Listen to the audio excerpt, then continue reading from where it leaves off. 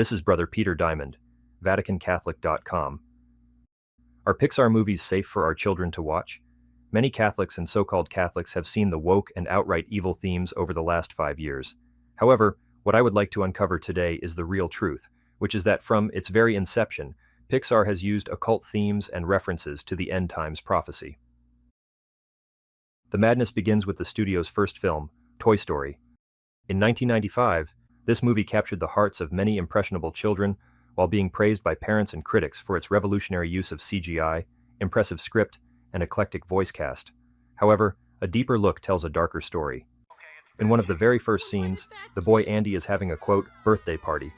We see here that there are 7 presents if you include the final present hidden by Andy's mom. This represents the opening of the 7 seals in the Book of Revelation. Later on, we see what might be the most overt theological reference. The alien toys worship what is called the claw. Let's take a look. Who's in charge here? The claw is our master. Claw chooses who will go and who will stay.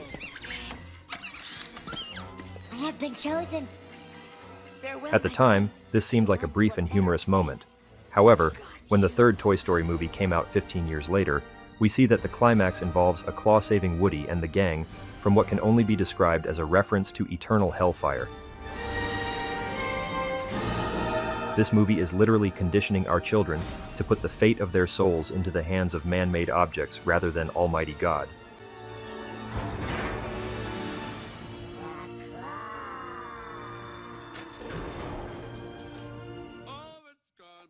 There are some more subtle references throughout, such as Buzz Lightyear's brief experience with gender dysphoria, as well as the scandalous relationship between Woody and Bo Peep. What seems like an innocent relationship at face value actually proves to be filled with degeneracy when one realizes that the two are technically cohabitating since they share a bedroom with one another. It is no coincidence that so many in the millennial generation that grew up watching these movies are now doing the same thing. Monsters, Inc. contains some obvious references, such as Medusa, the Greek mythological figure. It is also likely an allusion to the Greek, quote, Orthodox Church. But to someone who pays attention, they would also catch this disturbing moment. That cheater! He's trying to boost his numbers! There's something else. What? Look lay in the egg bay. What? Look in the bag. Sully is speaking in a, quote, language known as Pig Latin, which is obviously a diabolical perversion of the Latin language of Holy Mother Church. It also further supports the idea that the Greek, quote, Orthodox had influence over this film. Finding Nemo takes us into the depths of the ocean, where Marlin and Dory journey to rescue Nemo. Along the way, they run into a, quote, shark, known as Bruce. The film humorously associates Bruce with kindness and a desire to change his ways, but he is actually a foreshadowing of the beast out of the sea in Revelation 13. The Incredibles is beloved by many due to its more mature subject matter and themes. It was also the first Pixar movie to include animated human beings as the main characters. It's no surprise that the animators decided to insert demonic facial expressions in these movies. Let's take a look. Vegetables, kiddo. Get used to it. Good evening, everyone. This is clearly a demonic face. Anyone who says otherwise is either being dishonest or lacks supernatural faith. The 2006 animated film, Cars, is often seen as the most innocent of all Pixar movies, but nothing could be further from the truth. Watch closely to see a clear example. It moved with the land, you know, it rose, it fell, it curved. Morning. Nice day, huh? Did you see that? Let's play that again.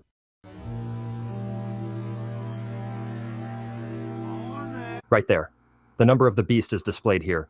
They aren't even trying to hide it. Some of our opponents might point out that there are only 2 6s and not 3, but if one is paying attention, they will see that the third 6 is hiding in plain sight. Not only that, but the soundtrack for this film contains a song by Rascal Flatts called Life is a Highway. While I must confess that I listened to this song on repeat after the movie came out, I soon realized that this song is directly connected to the AC/DC song, Highway to Hell. When you put these 2 tracks together, we get the phrase, life is a highway to hell. There are countless more examples we could uncover, but we are going to show you just one more. This comes from the film Ratatouille.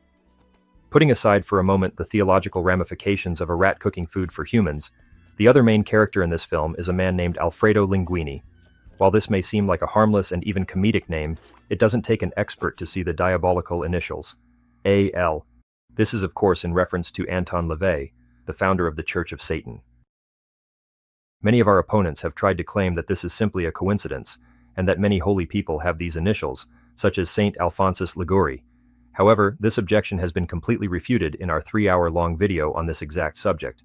But the short and simple answer is that Saint Alphonsus lived in the 18th century, long before the Church of Satan was established. So this supposed objection is completely demolished and actually laughable. That is all for today's video. Please remember to avoid heretics at all cost, and to pray 15 decades of the Rosary each day. While on this subject, I wanted to quickly answer a common question we get from viewers. Many want to know if we should also pray the, quote, luminous mysteries in addition to the 15 decades.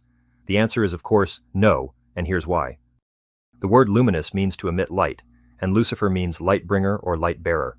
This, of course, means that, even though the mysteries themselves are directly found in Scripture, you are actually praying to Satan when you pray the luminous mysteries. There's a lot more we could say, but that's all for this video.